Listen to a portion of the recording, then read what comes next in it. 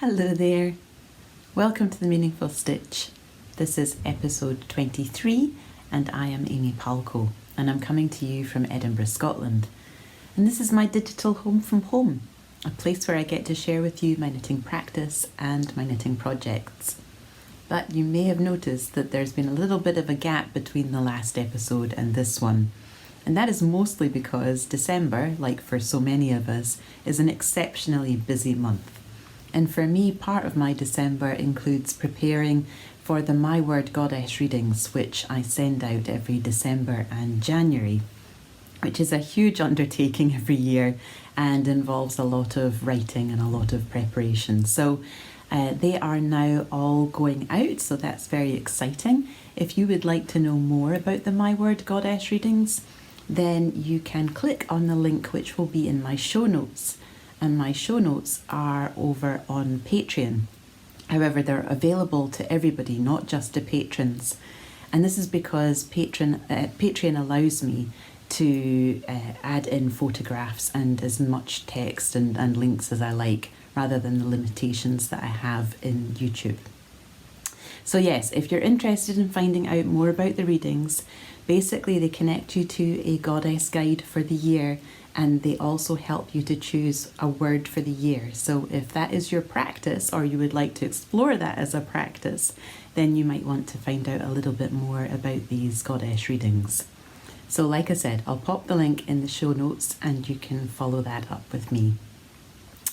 So yes, that's what I've been very busy doing. I'm having a cup of tea just now in my lovely knitting mug that I got for Christmas a few years ago. Keeping my hands warm because it's very chilly here now in Edinburgh.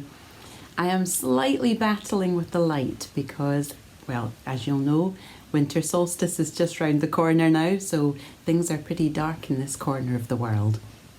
And we have very small amounts of light. However, today the light is doing something very strange. So we've had a very thick sea fog, which we call a haar here, H-A-A-R. And it's coming off the coast, and I live right on the coast. I live overlooking the harbour. And we've had the haar coming in and then receding, and then coming in and then receding, and in between that, blinding bright sunshine. So I'm slightly battling with that, but I'm hopeful that I've got a good quality of light and that will stay with me throughout. So at the beginning of my episodes, I always like to draw a card. And I was asked in the last episode what that practice was about. You know, what is the concept of drawing a card? And basically for me, well, what I do is I take an oracle deck, and it could be a tarot deck, but it doesn't have to be.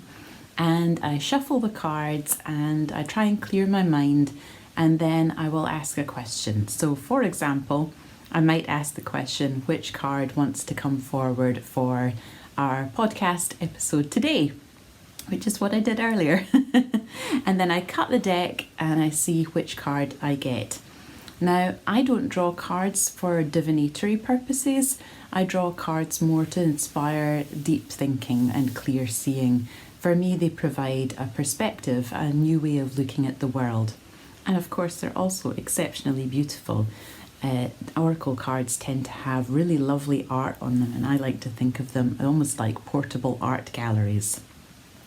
So today I've drawn our card from the Wild Kuan Yin Oracle, and this is a beautiful deck by Alana Fairchild, and I really like this one. The guide is very thick. There's lots and lots of words to describe these beautiful cards. So I'll show you the card that I got for us. I'm going to pop my tea down. There we go.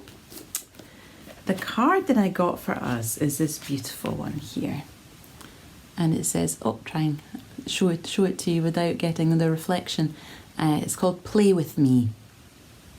Isn't that beautiful? The artwork on this deck is just outstanding. So I'm going to read you a few words from the guide because I think there's some really lovely words here for us. Conscious play is about relaxation and freedom to be in the moment. It is about becoming absorbed in something you love doing, or about taking pressure off yourself to spend time with people who care for you and perhaps make you laugh. It can be restful, like swinging in a hammock and drinking a fresh mango nectar, or active rest, like walking on a beach with your dog. It may involve curling up with a colouring in book and rediscovering the beauty of colours, the satisfying rebellion of colouring outside the lines, or colouring the sky pink and the mountains blue. Or it may involve strumming away on an instrument, singing as you drive in the car, or dancing with the waves that crash on the shoreline at your local beach. Spending time with animals or in nature, not having to do something right or perfectly, being allowed to be creative, being able to imagine without having to be practical, to be silly or laugh, to feel free to enjoy being in your body and have fun without shame or guilt. Any situation where there is less emphasis on thinking and more on being and experiencing are all ways to engage in conscious play. And so I suppose that's our invitation for today, my loves, is to engage in conscious play. And one of the ways in which I love to play is in my knitting. So I'm so excited to be able to share some of that with you, because there's been quite a big gap in between my episodes this time round. I do have a very large finished object to show with you. I've got 3 whips, yes, 3, and lots of future cast-ons. But we'll start with what I'm wearing. So you might recognise this because this is a very popular pattern. It is the Half and Half Triangles wrap, which is a free pattern from Purl Soho. I knitted mine. I've knitted 2, but this was my first one, and I knitted it in Holst Super Soft. I think actually this might have been, well, maybe the Slip Stravaganza was the first thing I knitted in Holst Super Soft. But certainly this was a very large project in it in Holst Super Soft, and I loved it, and I still love it. It is one of my most worn shawls, and this is because it's so large and it's so cosy and so warm, which is exactly what I need right now. So I knitted mine in this beautiful colour here, which is cinnamon. So you can see it's got this lovely heathered yarn with all these different colours of fibre. So there's some yellow, there's some red, there's some rich browns. It's a really beautiful colour. And then the other colour is sweet pea, and it's also a really interesting mix of colours. So you can see almost some red fibres there, maybe some yellowy coloured fibres, some blue, and this very light pale lilac. So as I say, I love this one. I'll take it off so you can see it properly, because like I said, it's very big. You can see it's certainly keeping me cozy just now. So here's the first triangle. So as you can see, it's absolutely enormous. I knitted the large size. I knitted it on the size of needles specified in the pattern. And this is the other side. So you can wear it on either side. I like both. It really depends. And this is generally how I wear it, because I like to feel quite a lot of fabric up around the back of my neck.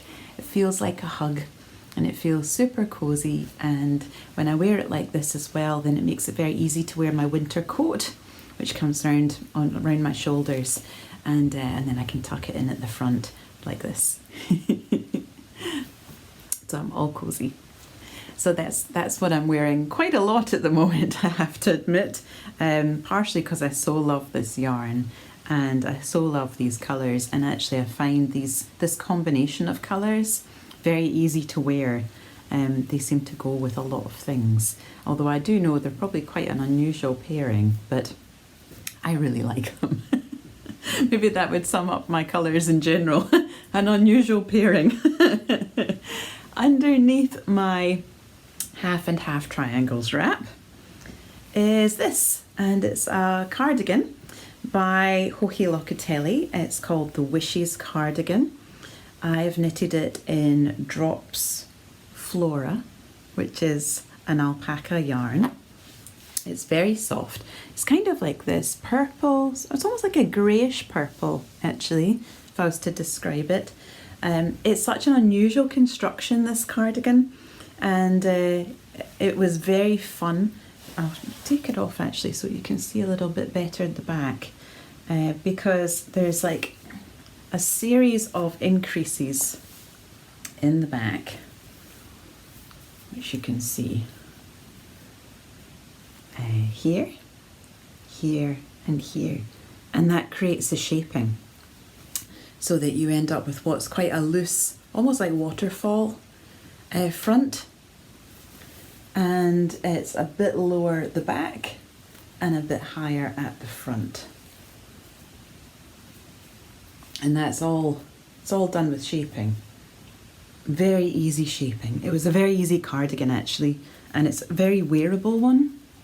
It's something that I find very easy just to throw on as an extra layer, which I'm going to do now because it is a little bit chilly. I might even pop my shawl back on because our weather is getting a little bit colder. There we go. All cozy again. Grab my cup of tea, warm my hands up. There we go. So that's what I'm wearing. Like I said, I'm going to pop anything that I mention, whether that's designs or yarns or anything like that, will all be in the show notes. So, like I said, I have one finished object, but it's a really big one. So, prepare. Now, you might remember that I moved house in August. I moved across Edinburgh. I was living in the south side of Edinburgh, and now I'm living in the north, and now I'm right next to the water.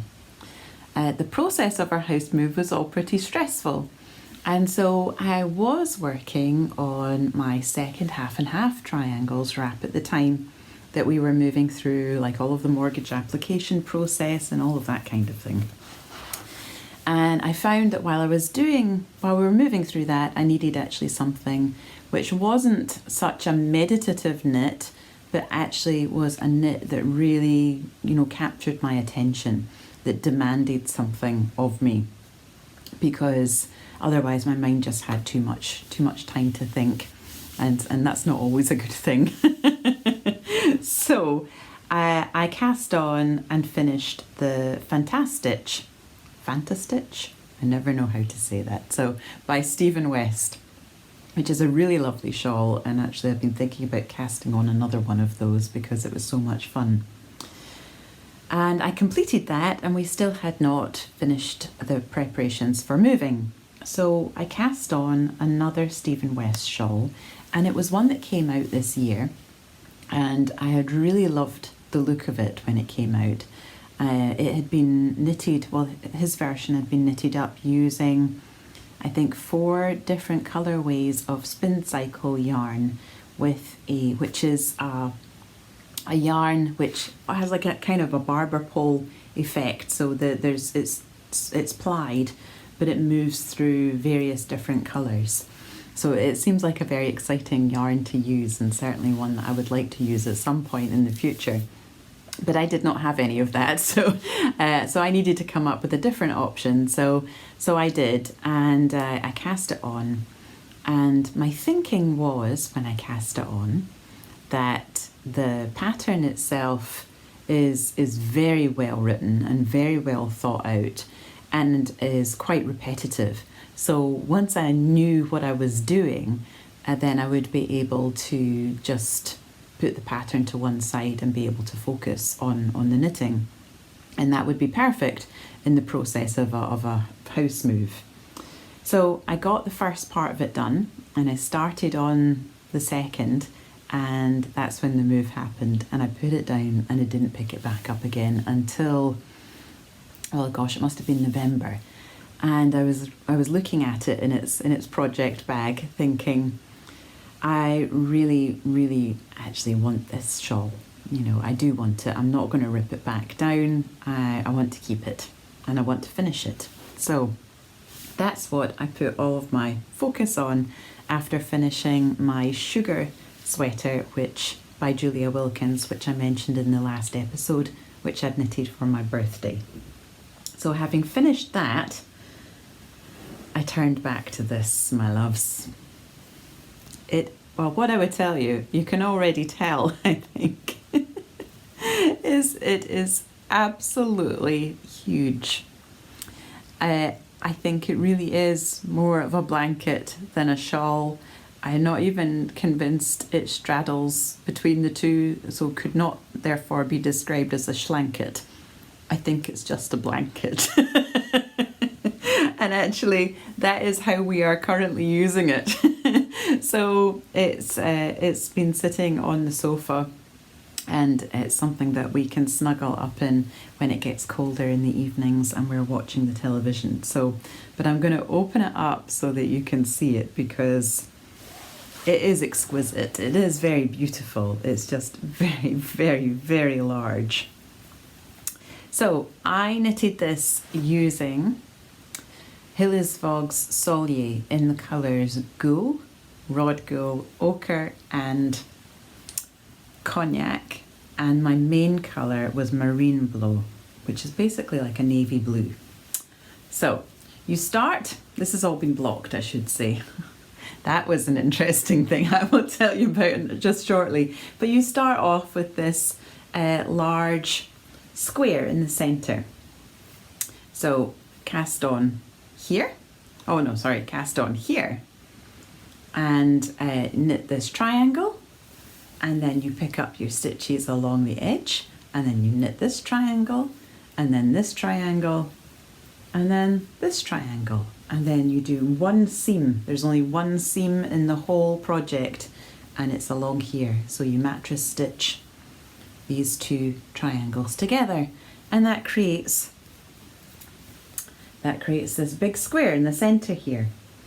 And then you go around the edges and you pick up your stitches and you create stitches between, and that makes these very large dramatic eyelets that I just love.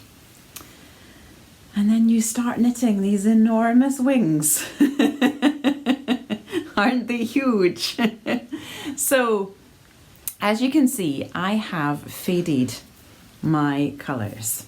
So I have moved through the Gul, the Rod Gul, the Ochre and the Cognac. And then at the very end here, I've started to introduce this gorgeous bright sort of magenta pink, kind of like a hot pink pop. And that colour is the same yarn, it's the same Cone of Mystery that I was using for my sugar sweater.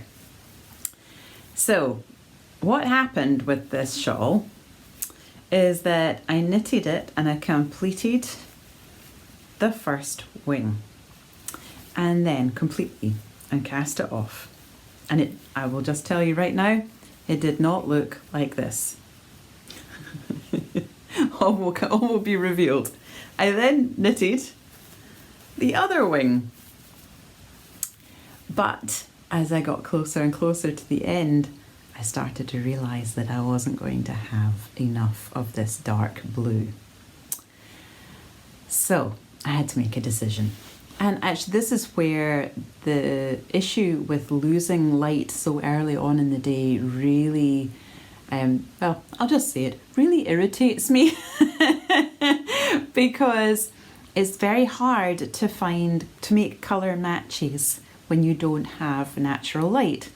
And so because of that, I spent an inordinate amount of time trying to find another colour match for this dark blue. Now, the reason why I couldn't buy another skein is that I bought this yarn originally from Knit with Attitude down in London, and I bought it as part of the one of the iKnit 7 events in 2020. And unfortunately, I think I think it's because of Brexit actually, is we've not been able to. There's nobody now stocking a very full selection of Solje. I think Knit with Attitude still has some, but they don't have the range of colours that they did back in 2020, and they don't have Marine Blue. And there's nowhere else in the UK that stocks it. So I suppose I could have got in touch with a friend in Norway or in Scandinavia and asked if they would possibly send me a skein, but I'm impatient, and that was not going to work for me. So I had to come up with an alternative. So basically what I did was I went back to my completed wing, and I ripped out my I-cord, which was originally in the dark blue. I ripped that out and I ripped back a few more rows. And then I went back to the other one and I completed this wing up to the point that the first wing now was. And then I added in this I-cord, which is in the bright pink, same bright pink as this, but I added in some mohair. And the reason why I did that is because when you do your I-cord bind off in this dark blue, it covers up all of the other colours and it's perfect. But when I was doing the I-cord in the pink, you could see the dark blue stitches from these columns shining through. So I added a single strand it's actually of alpaca, and that's just given it a bit of a halo, and it's filled out a little bit more to kind of to cover over the dark blue yarn from those columns and created a bit more of a dramatic edging. So it's ended up being this kind of bright pop at the end of the shawl, which I'm actually really pleased with. I think it's beautiful. I love how it references the shift of the shades, you know, like suggestion of where the fade was going to go, if it was going to continue. It feels like it's almost like an autumn leaf or something. But like I said, it is absolutely massive. So I will try and show you how I would wear it potentially. but it really is just going to be like draping myself in a blanket. My husband was laughing. He said, "You've knitted yourself like an autumnal toga," and I can't really disagree with him. So it's not terribly wearable, and I don't know. Because I looked at the gauge. I looked at the specified measurements, and mine is definitely bigger than is specified in the pattern. But it is the right number of repeats. So I can only assume that my gauge is off, and I don't tend to measure gauge for shawls. I will measure it for jumpers, for garments, because I think it's important to get a good fit for those. But for these beautiful shawls, I don't tend to take note of that quite so much. So there you go. I absolutely could wear it as a shawl. You know, you can imagine putting on your winter coat, so you've got a bit of extra warmth coming down over your shoulders, and then this large kind of almost like a cowl around your neck. So it would just keep you super cozy, and it would be lovely. We had been planning quite a big train journey at the end of this year, which has now had to be paused. But I had been thinking that this would have been a good piece to have worn on the train, because it would just be, well, it's just a blanket, so I'd be able to wrap myself up in it and keep myself cozy. So there we go. This is the Quadrangle Spires by Stephen West, knitted in Hillesvåg Solje, which is a 4-ply rustic yarn. I think it's very soft. I find it quite soft and silky, but it is wool. It's a woolly wool, but I think it's got I really love the feel of it, actually. But if you are more familiar, so I'm just going to pet my shawl, don't mind. But if you are more used to, I suppose, luxury fibres or to merino, then you might find it a bit more difficult to. I can't even imagine that you would find this difficult to wear, but I know some people really do, and they really feel a prickle. But I don't feel that at all, and it feels very lovely and soft to me. And I really love it. So if you are a lover of rustic yarn, then, and you can get your hands on some Solier, then I highly recommend that you do. I was actually watching Knitting Traditions, gosh, it might have been a couple of weeks ago now, and Inga was saying that on the way to her parents' place, she goes past the Hillesvåg mill and they have a shop. This place is so on my bucket list. I tell you, if we were not living through COVID times, I would be there already. But yes, so that's so, and I think in that episode she took us along with her so we could actually see inside the shop and see what she picked up from there, and I really enjoyed that. So thank you for that, Inga, that lovely tour. It has absolutely cemented that trip onto my bucket list, and I would be picking up some Solier when I was there because I'm just a huge fan, and I do love these colours. So there we go. This is again the Quadrangle Spires by Stephen West. I should say something a little about the fade as well, because I made the fade up, so that's been one of my main modifications, besides knitting it massively long. The fade, I basically took each colour, and then I'll show you here because it's a little bit more obvious in the darker shades. But I would have like 5 rows of one shade, and then I would start to introduce the new shade every 2 rows, and then every 1 row before going into another 5 rows of the new shade. And I just basically did that the whole way through. I think I started with 9 rows of the first shade before I started to fade in the second. But that was basically my method for moving through my colours. And I think it's created a really lovely consistent fade. And I think when you see it from quite far back, it's got quite a lovely effect. So I'm really pleased with how that worked. And I will just briefly mention the blocking, because this was the first time that I have blocked a large shawl in my new home. And I was very pleased to find that even although it was ridiculously large, I was able to find a spot in my flat, which was in my living room, by moving my dining room table and collapsing, because it's a gate leg table. So I collapsed the gate leg and spread the shawl right across the floor. And I had already soaked it and rolled it up in a couple of towels and stood along it to squeeze as much moisture out of it as possible. And then I pinned it out using wires and blocking mats and T-pins into the shape that I wanted it to be.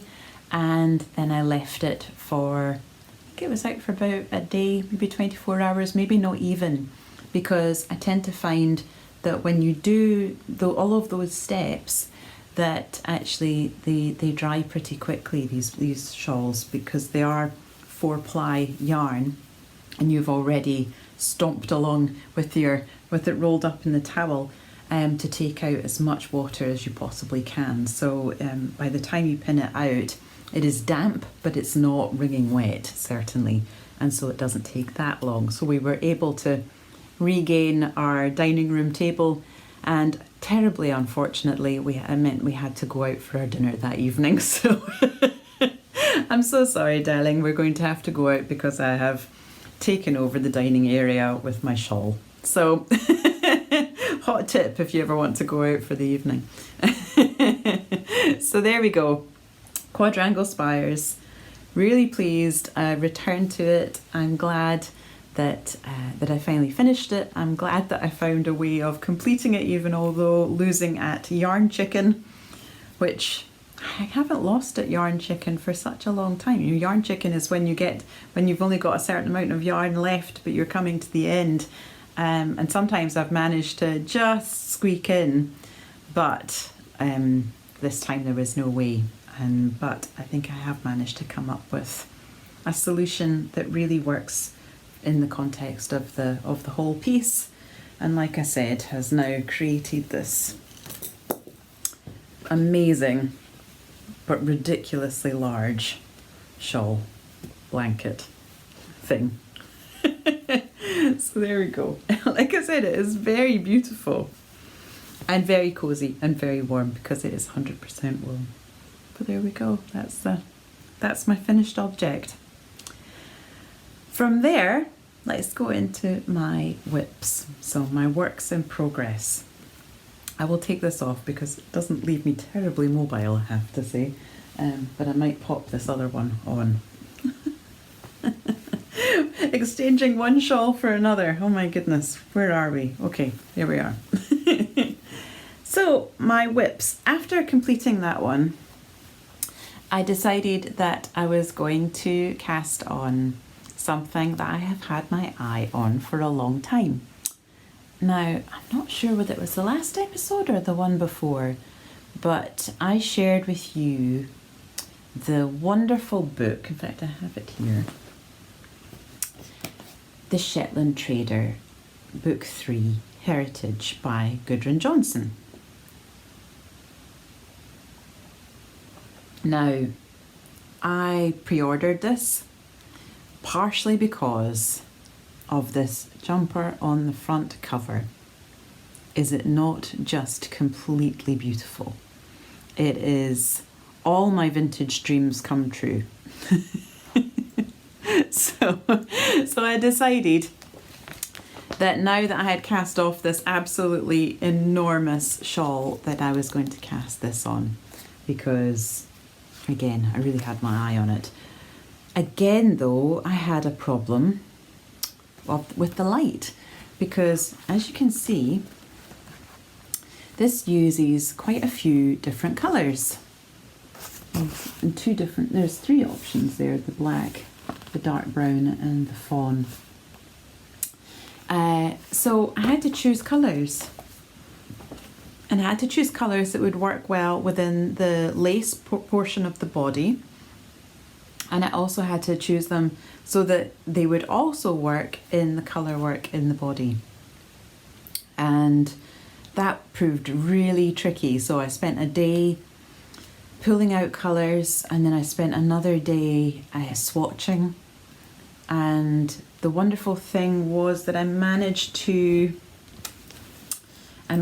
get gauge for my lace, but I didn't manage to get it for my colour work. So I'll talk to you a little bit more about that in a second. But I did end up deciding that I was going to use this yarn as the main colour, which is what I knitted my swatch in here for the in the lace work. So this is another mystery cone. I bought this at the same time as I bought the others from a charity shop in Edinburgh. It was one of those moments where you walk in and you're astonished at your good fortune. So there were, how many did I buy that day? I think I bought 3. I bought the charcoal, which I've used in my ranunculus, which if you go and watch October's episode, you'll see that there.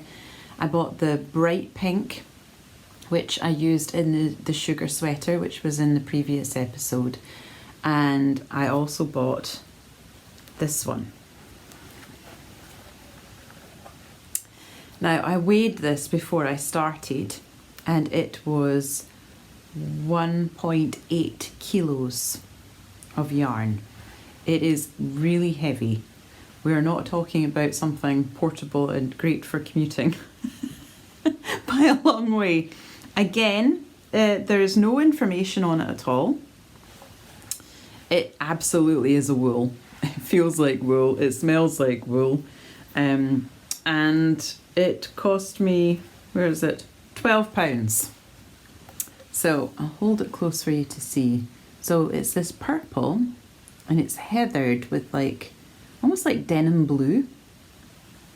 And there's some sort of slightly reddish and brighter pink specks, fibres in the mix there as well. That's showing up as a pretty true colour, I would say. Look at that. It's bigger than my head. That's how we measure things, isn't it? So, yes, so I've been knitting using this as my main colour. And then my contrast colours, I decided, were going to be this, which you might recognise as a leftover from this. So this is Sweet Pea Holst Super Soft. Oh, actually, I did wind off a little bit so you can start to see the colours together without me having to hold up the cone. So there we go. That's those two colours together. And then I decided that I wanted to add in this, and this is a leftover from my quadrangle spires. So it is, which one is it? Yes, it's this one here. So it's ochre. So it was the one before moving into the darker, which I've also decided to use. So this is cognac, which is the colour that I then faded into towards the end, which meant I needed one more colour. See, trying to figure out what this last colour should be, it took me forever, and again, very frustratingly, because I kept losing the light. But I did eventually decide on this one. Now this is actually also a Solier yarn, and I knitted with this in the, oh my goodness, in the Lune shawl by Natasha Hornby, who's Moonstruck Knits, who incidentally has just released a really beautiful shawl design, which it's called the Corbin, and it's just so lovely. So I now have my eye on that. But this was in my Lune shawl. And I think this yarn was actually sent to me by Jackie of Caddy Jack's Knits, so that we would have matching Lune shawls. So I've managed to pop that into my Vair sweater, which is what this one's called. It's called the Vair, V-A-I-R. So there you go. That's what I decided on for my colours. Actually, hang on a second. Vair, yes, it means great beauty in the Shetland dialect. Isn't that beautiful? It certainly is a great beauty. Well, I think so anyway. So those are my colours. I will now show you the garment because I have actually got on pretty far with it. And I want to get it the right way around, which means I have to figure out my front from my back, which is this way. I had it the right way around after all. So here we go. This is what I have, my loves. Do you know what? I think I like it even better now I'm seeing it on the screen, and I already really like it. So you start at the bottom and you knit up the body.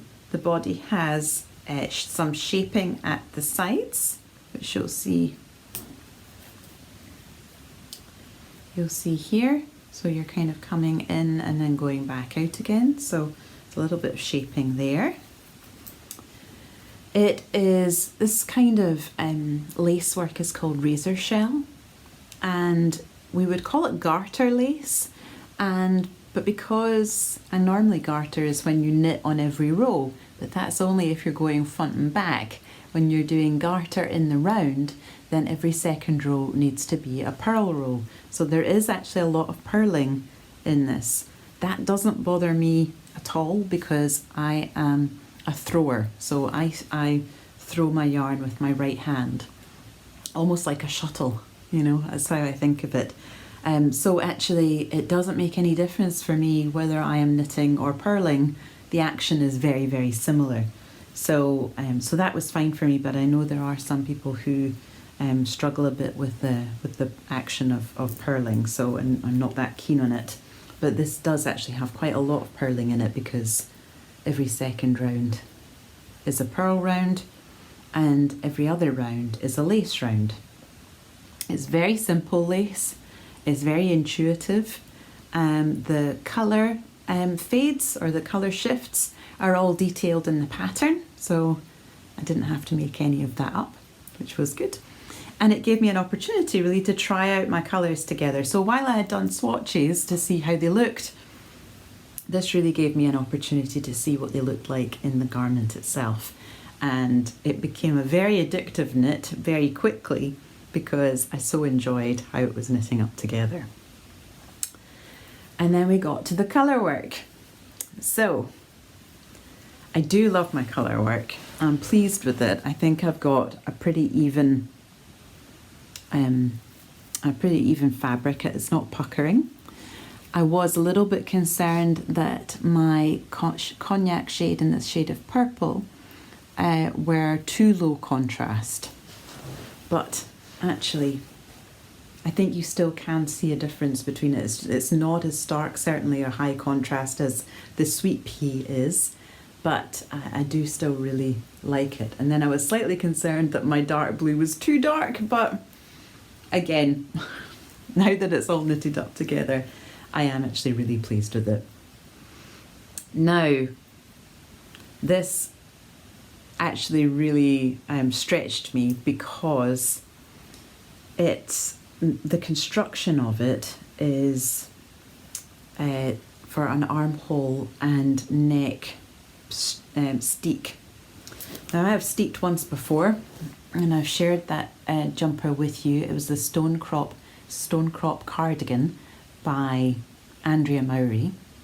And again, I'd used sticky wool, woolly wool for that. I had used like a Hebridean speckled hen from Berlin Yarn for that one, and my contrast was Ralma PT2. So again, it was a sticky yarn, and this is a sticky yarn, so that's the right yarn for doing steeking with. So I had the reassurance there, but still, it's I find it quite a nerve-wracking thing to do. It was a bit easier this time, and that was partially because Gudrun Johnson had recorded a really great steeking video that talked you through the reinforcement, the crochet reinforcement, which is what I have done here. And I used the bright red so that I would be able to see it clearly, and it's done a great job, and it made it much easier when it came to taking my scissors to my knitting. And I've talked about steeking before, but not being a huge fan of it because I do like the reusability of my resources. I like the fact that if something hasn't worked out, or if I've changed my mind, or my tastes have changed, or whatever, that I can retrieve the yarn from previous knits.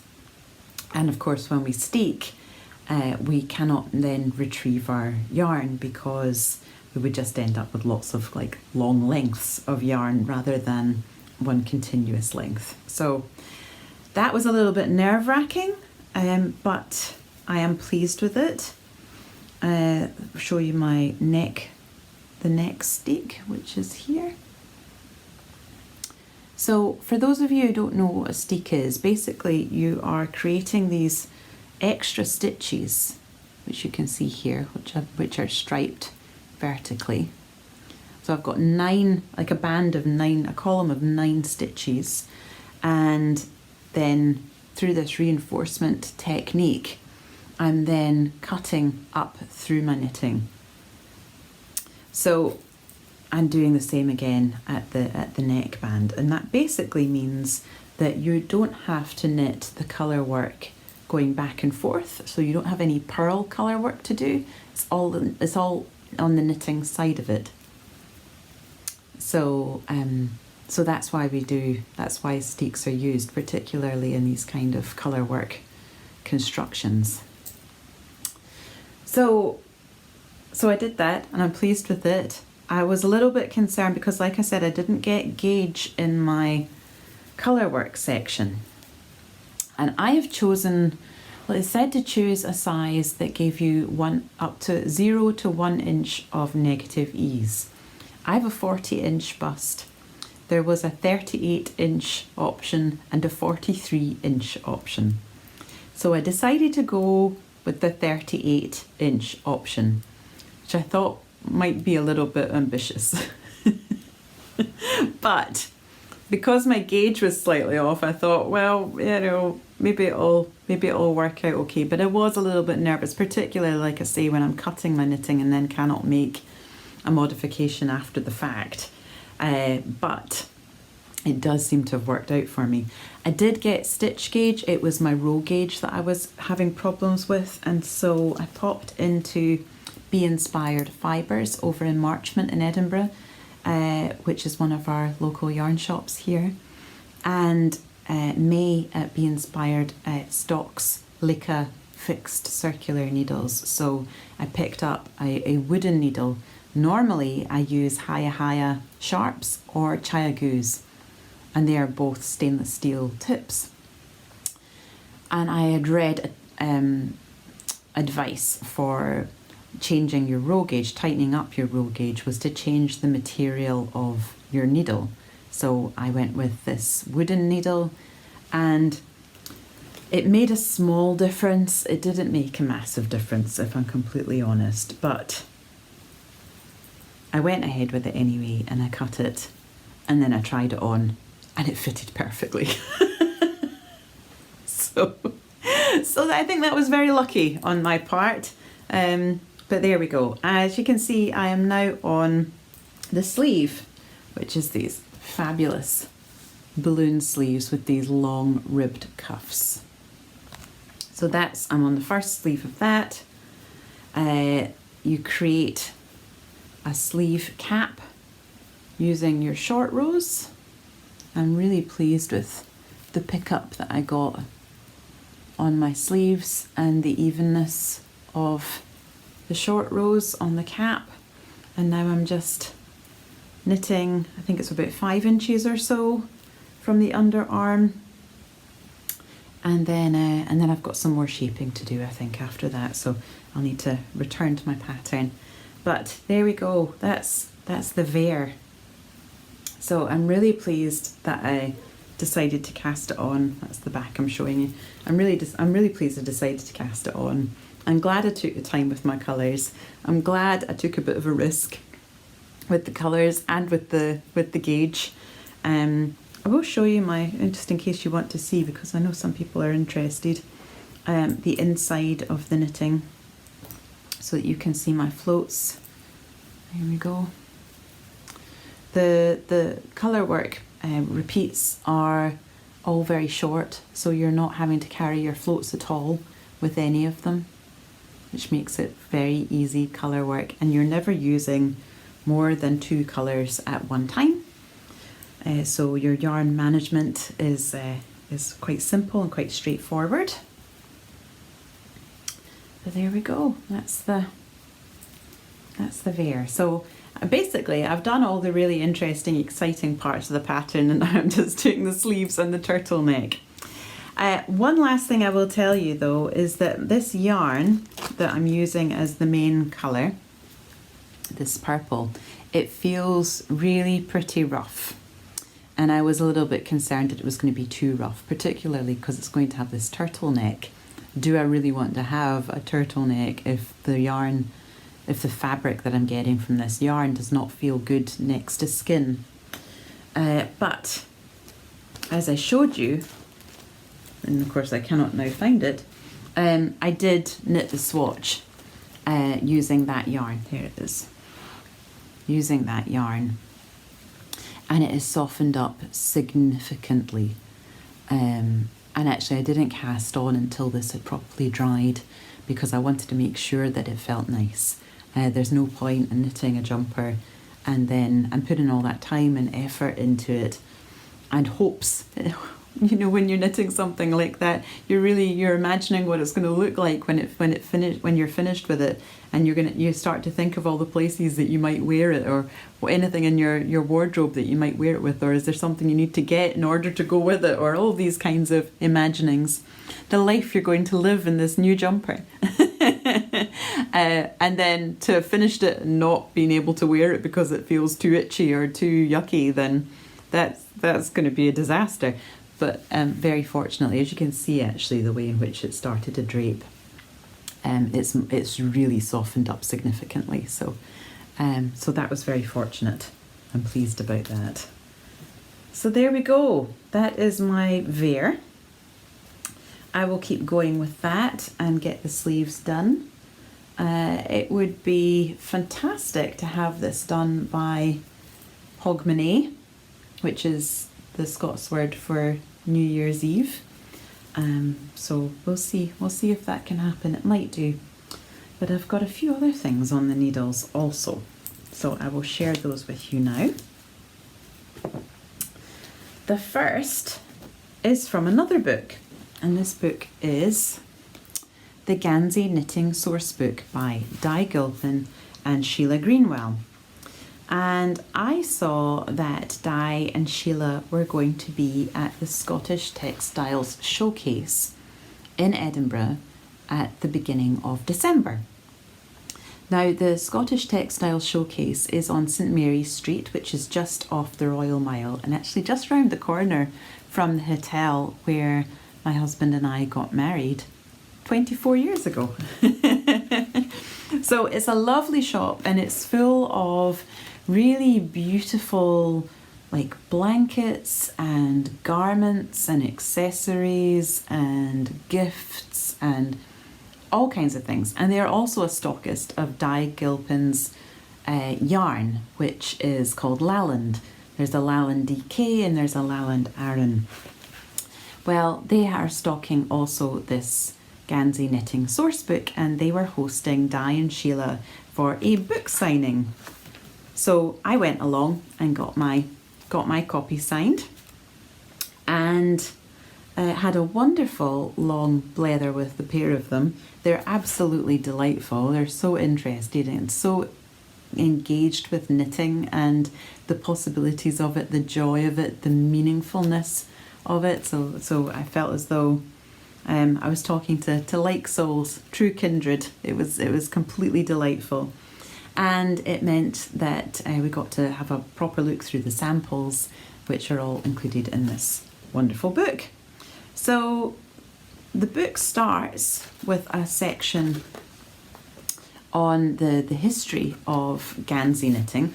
So Ganseys are a type of jumper that were knitted along the coastlines of Britain, so that and they were worn by the fishermen. There's a good photograph there of them in their Ganseys, and the different patterns referenced where you came from and your connections to your family and all kinds of things. So a lot of the book is then full of these wonderful swatches and the instructions on how to do these swatches, so that you could actually switch out and switch in whichever designs you liked. So like this. Aren't they gorgeous? So you've got this history part, you've got like the stitch dictionary section, and then you move into this section here, which has some lovely patterns in it. So there's a child's Gansey. Look at this. Look at that wee scone. Isn't that just a beautiful child's jumper? It's really lovely. And actually I really like the neck on this, because if you've ever tried to get a jumper on a child, a small child particularly, then you really love when jumpers have large neck holes. And they really like that too, because they don't really much like having a jumper smashed over their head either. So, so yes, that's a really clever design, I think. I really like it. And then we've got this vest, which I saw when I was there. They had this sample there, and it was beautiful. And then there's some fingerless gloves and a cowl. You see the heart in the middle of the cowl? It's very clever. It's really beautifully done, actually. Oh, there you go. You can see it properly there. Isn't that lovely? I'm really tempted to knit that one.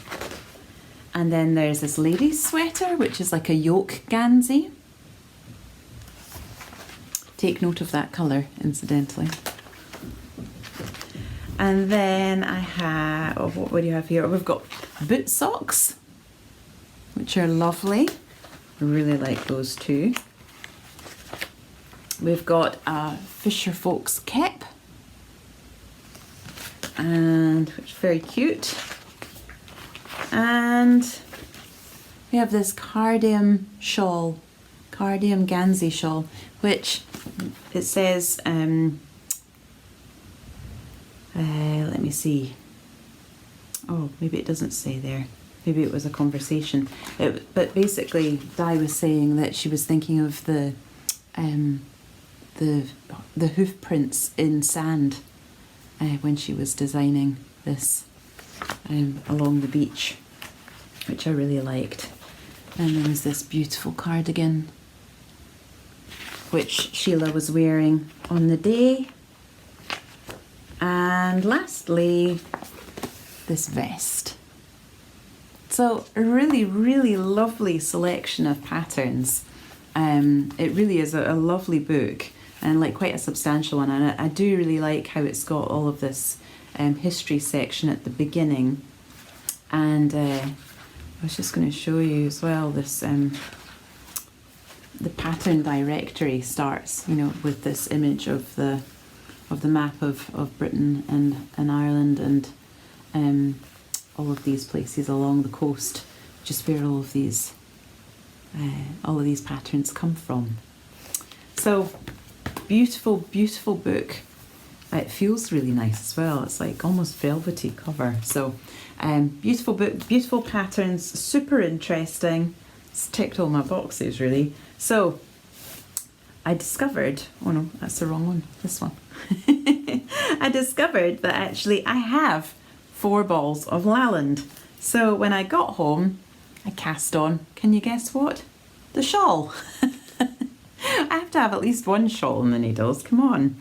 And I've cast it on in this gorgeous, bright yellow. Do you know this Lalland yarn, Di Gilpin's Lalland yarn? I cannot describe just how incredibly soft this is, and it's really, really soft. You see, and it's got this quite a loose ply, and it creates just the most gorgeous fabric. Look. It's so lovely. I'm really pleased with how this is knitting up. And again, it's a pretty straightforward lacework repeat. So once you know what the repeat is, it becomes relatively easy just to carry it on. It's knitted on quite large needles. I think these are 5mm. Yeah, 5mm needles, and I will, after I've done so many repeats, I then change up to 6mm needles for the rest of it. And then I think cast off using 7mm needles. So you're moving through needle size to work through the growing shawl. This colourway is called furze, and furze is a Scots word for gorse, which is that lovely bright yellow flower on the very spiky plants that you tend to see. Well, you see them beside the beaches, and you see them up on the hillsides. So. And actually the furze is just starting to come out now, so it's a good time to be casting it on. So yes, I'm working on this. I've had to rip it out once. I had to rip back a few rows because actually when you add in a new repeat, you're at a slightly different place than you are in the other repeats. So I had made a little bit of a boo-boo, and so I had to rip it back, but not very far, and it is knitting up pretty quickly. Oh, one thing I really like about it, you'll see here, but when you add in your next repeat, it kind of creates a heart. Do you see that? So there's going to be like a series of hearts going up the central spine of the shawl, which I think is just really, really clever and very beautiful.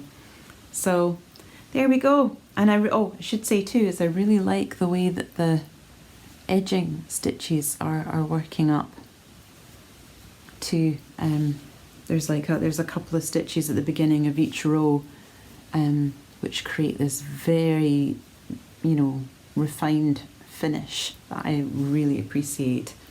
I think it's the small details like that, which I just so appreciate in a design, but I think it just makes all the difference to your knitting. So there we go. That's my second WIP. But I have one more, and it is something I said I wasn't going to do this year.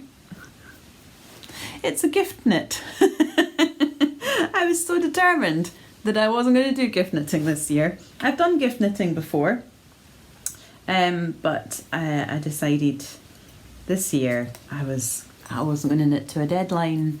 I just wanted to enjoy my knitting, and I do love knitting for other people, but I'm happy to do that other times in the year. It doesn't all have to be, crammed in and sent out by, the 25th of December. And then I saw the school run mittens by Laura Penrose, who is from the Knitting Pickle podcast. And they are so cute and they are so quick, and I really like, they've got some really interesting design details in them that I thought I really wanted to give it a go, and I thought it would be perfect for my daughter. Now, if you have watched the podcast before, then you might have caught an episode where I interviewed my daughter Aurora about her new kilt making business, Northern Lights Kilts. She's actually coming down next week, so I was thinking possibly it would be really fun if we could try and record another episode while she's here, but we'll see if I can talk her into it. But anyway, I suppose this is what we would term a hoe. It's a half finished object. A hoe? No. But anyway, as you can see, this little mitten is finished. It's got this beautiful little picot edge at both the wrist and at the cuff. The wrist and the cuff.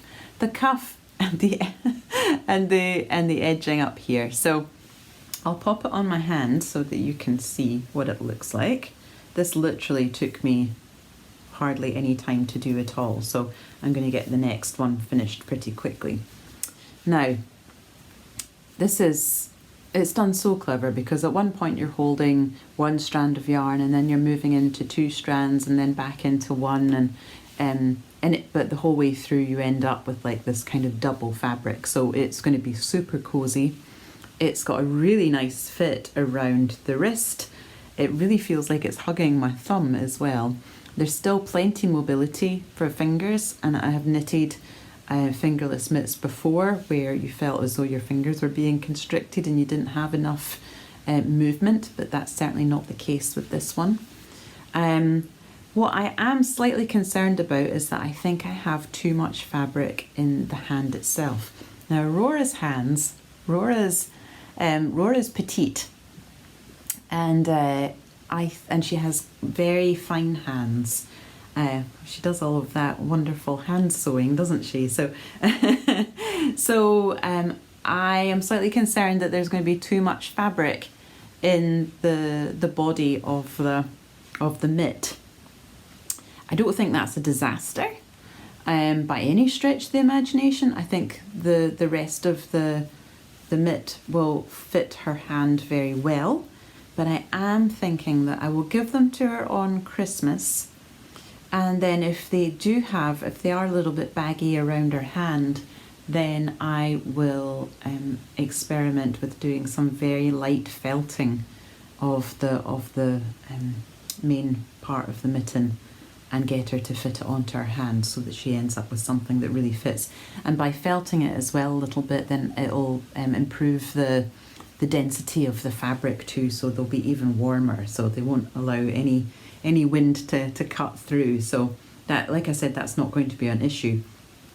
I strongly suspect this is because my gauge is probably off, because the yarn that I am using is this BC Garn Simila Melange, which is from Ginger Twist Studio, from Jess at Ginger Twist, and that's another one of our local yarn shops here in Edinburgh. And it is a sport weight, so it is, let me see, 175 meters per 50 grams. So the pattern recommends that you use fingering weight. So I think my yarn is just a little bit thicker. I've knitted the first adult size, but I have ended up with something a little bit more medium size, I would say. But I'm pretty sure that's because of the sport weight yarn, not because of the pattern itself. So yes, because the pattern itself is brilliant. I have also bought the school run hat pattern and the headband pattern. Now, Aurora's not so much a headband girl, but she is a hat girl, so I'm going to knit the matching hat. But I am going to have to get a wriggle on because she comes down really soon. So I want to have the other mitt, which I have already started. Here we go.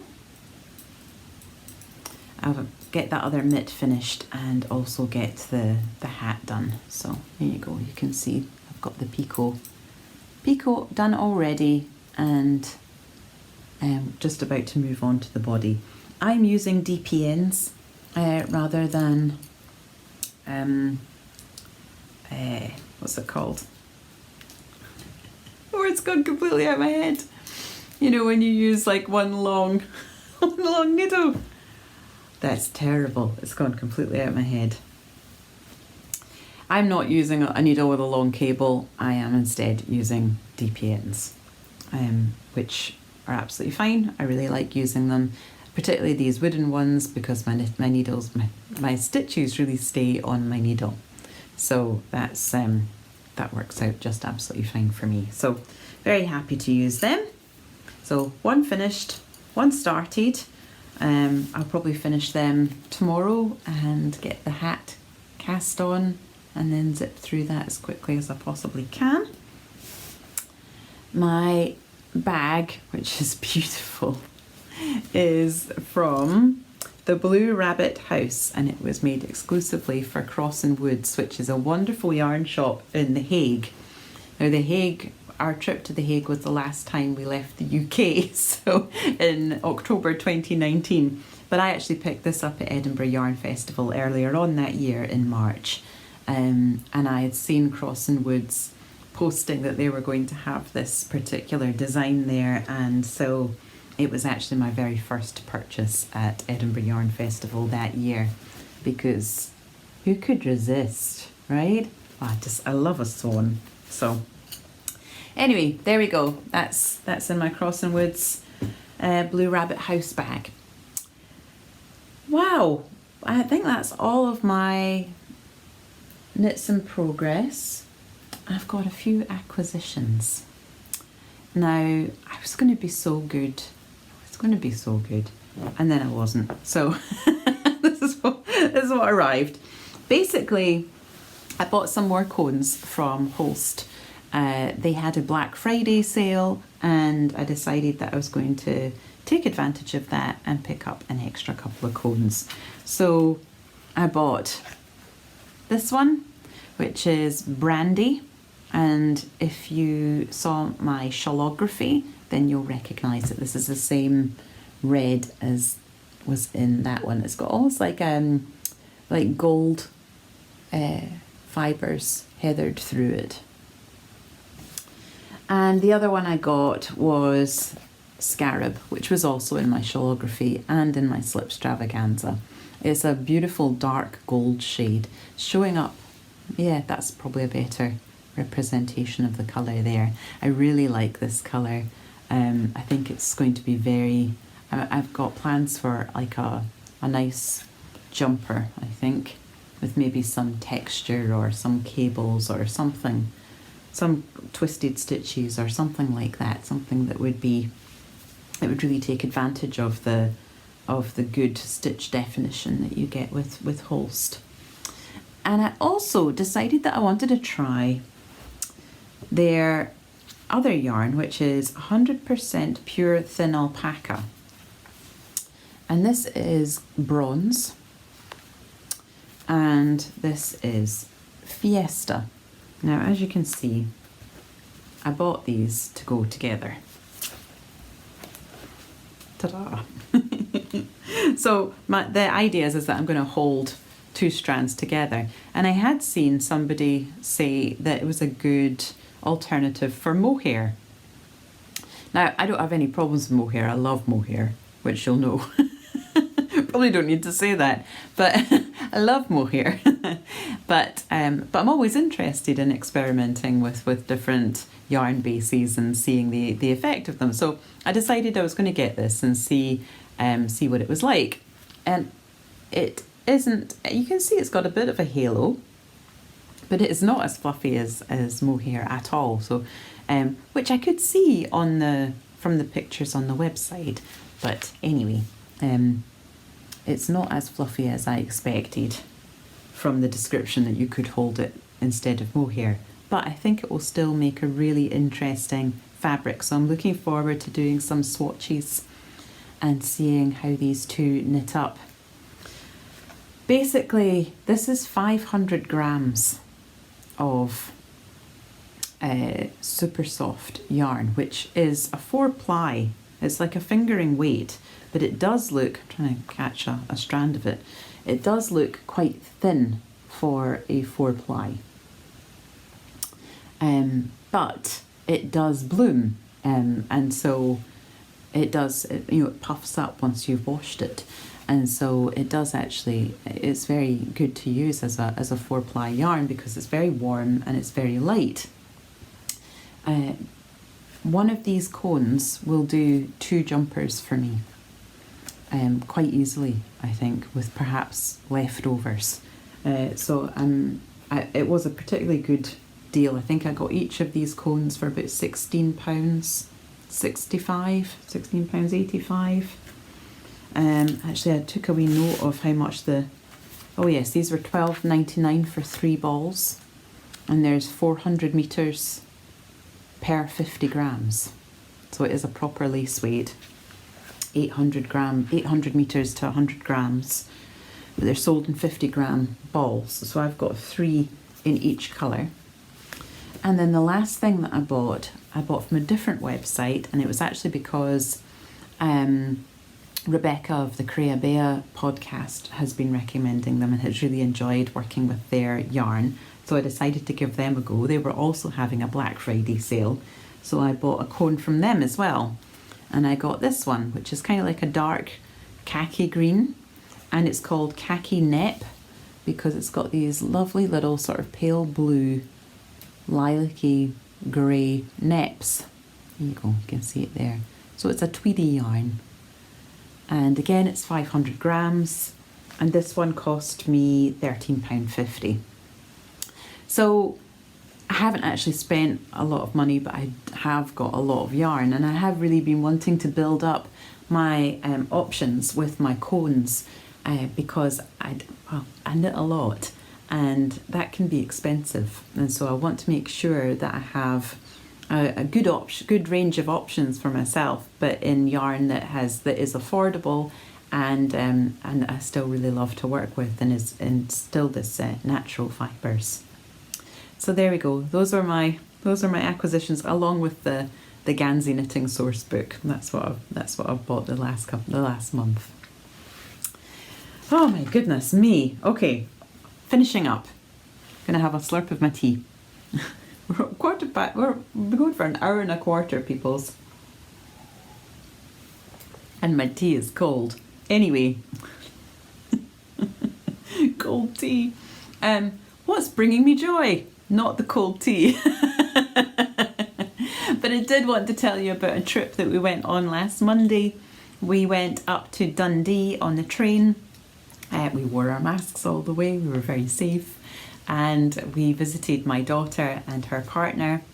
Her partner, who you might remember I knitted the kilt socks for earlier this year.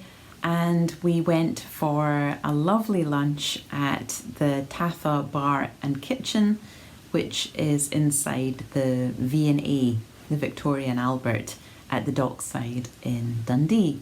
And then after we had our lovely lunch, we went to the special exhibition that they have right now, which is called Night Fever, which is all about nightclubs.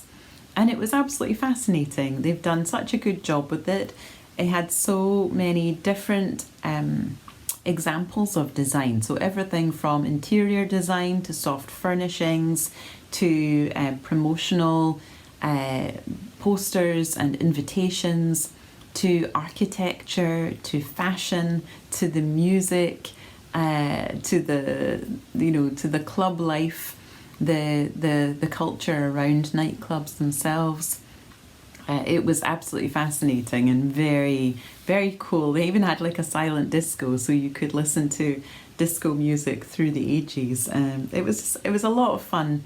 I wasn't sure. Yeah, it's a paid exhibition, because when you go to the V&A, there's a section which is free, which is a big range of Scottish design, and includes actually the Oak Room from Charles Rennie Mackintosh, and just lots and lots of really beautiful things, including a gorgeous Shetland lace hat from the early 1900s, and also a lovely colourwork Fair Isle jumper. So there is some knitting there as well, which is worth checking out.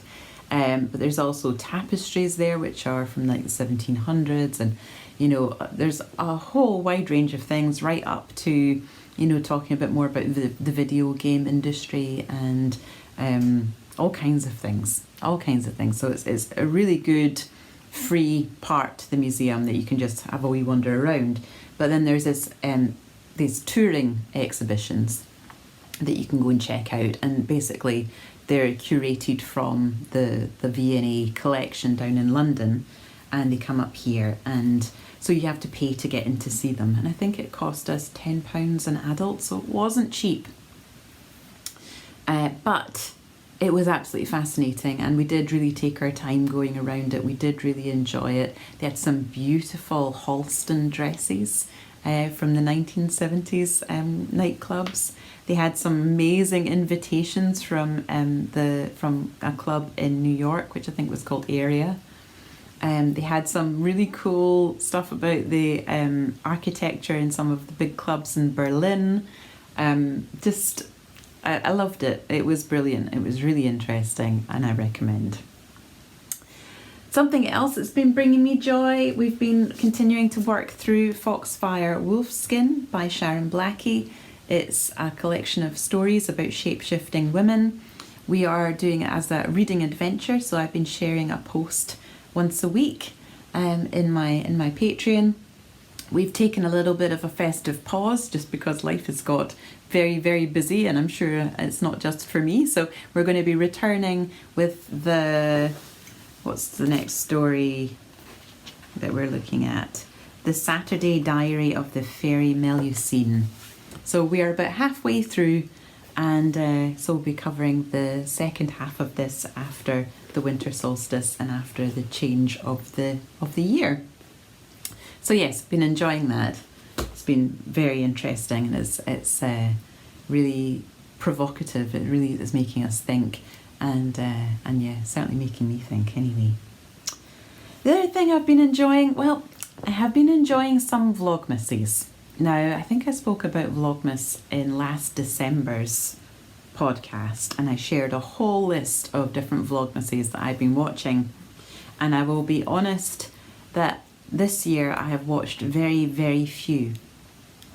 And like I've said, because it has been such a busy month and such a busy time, I've found it very difficult to watch Vlogmases without feeling that I am horribly underprepared and that I have too much to do and too little time to do it in.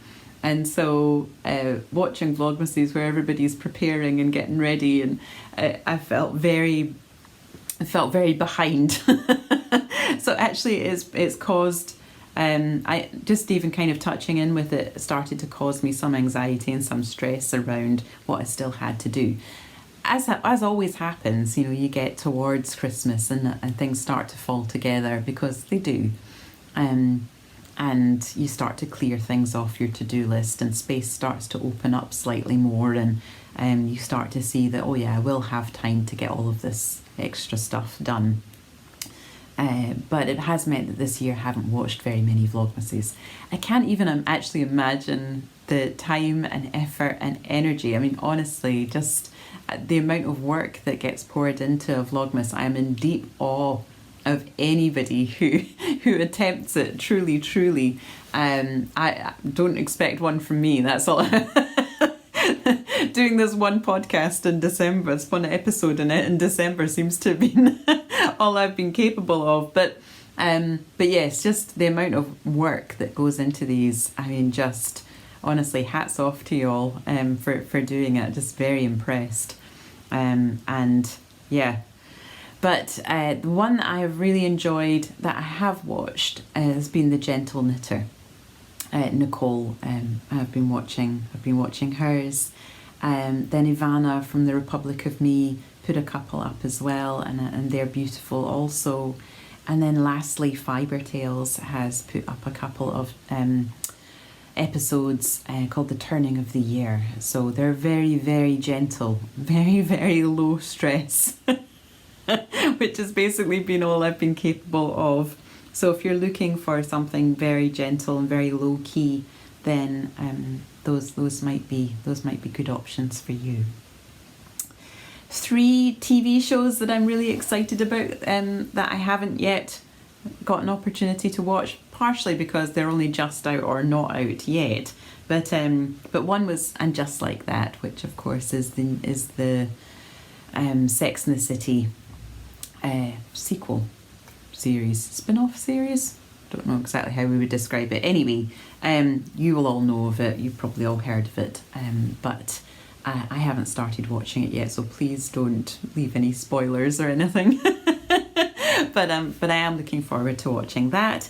The Witcher returned yesterday. I so enjoyed the first season of that. So much so, actually, we watched it a second time using our screen and projector. So we might get that back out to watch the second season, because it is very cinematic. And that was really good fun. And I think going to cinemas and things, it's becoming a little bit more problematic because of our current numbers of COVID. So we might have to start recreating our cinema experience at home. And then the other series is the last season of The Expanse, which is coming out, which I am very excited about. If you love sci-fi, then you will love The Expanse. I will say the first few episodes, I mean, it's very much, you're in the phase at that point of world building, and lots of people are being introduced, and it's all a little bit confusing and it's hard to get into. And then I would say from about episode 4, it really takes off and doesn't stop. So I would say if you're interested in science fiction, persist with the first couple of episodes and you'll really love it. And then the other thing that's bringing me joy is the upcoming period, I suppose, of Betwixtmas. So between Christmas and New Year, and then New Year itself, because I will be watching my DVD trilogy collection of The Hobbit, the extended collection, and the extended edition, and Lord of the Rings extended edition. It's not how I was planning to spend that period of time, because we had, like I mentioned earlier, we were expecting to go on a long train journey from Edinburgh all the way down to France and visit my parents there. And we were really looking forward to that, but this week, unfortunately, the the French government have announced in Paris that UK travel is banned. So unless under compelling reasons, and we don't really have a compelling reason other than we want to visit family and be with loved ones. So we're letting that go with quite a large degree of disappointment. And still with an anticipation that we will be able to make that trip at some point in 2022. So in the meantime, I'm going to console myself with my Hobbit and Lord of the Rings, much beloved. It is a ritual for me every year. I watch these 6 movies in order, the extended editions, and Korean after all of the busyness of December and all of the work of Christmas and of the meal and all of that kind of stuff, just to then curry in with my very large blanket and whatever's on my needles, and watch these movies. So that's what I'm looking forward to. Well, my loves, that was quite an epic update, but I will leave you there. But I'm going to leave you with a few words from Rumi. I love Rumi. And he says, today, like every other day, we wake up empty and frightened. Don't open the door to the study and begin reading.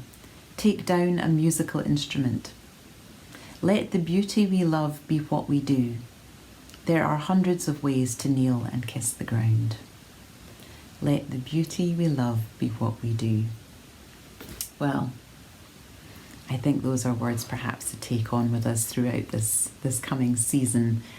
Thank you for coming out to play with me today and through all my knitting projects and things. I hope that you have something on your needles that's bringing you great joy.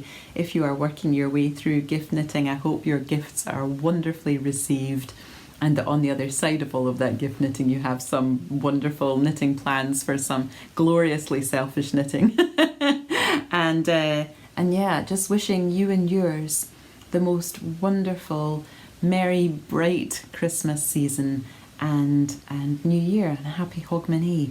May it be a healthy one for all of us, and may it be a restful period in between, and may we welcome in 2022 with open arms. Okay, my darlings, speak to you soon.